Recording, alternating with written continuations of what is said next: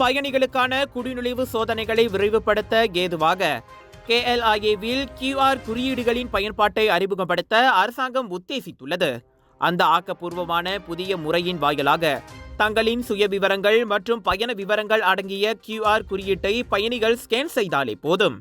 இதன் மூலம் குடிநுழைவு சோதனை முகப்பிடங்களில் குறிப்பாக உச்ச நேரங்களின் போது நெரிசலை குறைக்க முடியும் என உள்துறை துணை அமைச்சர் டத்தோஸ்ரீ டாக்டர் ஷம்சுல் அன்வர் நசாரா கூறினார். பாதுகாப்பு அம்சங்களை பலப்படுத்தவும் இந்த QR குறியீடுகள் உதவும் என்றார் அவர்.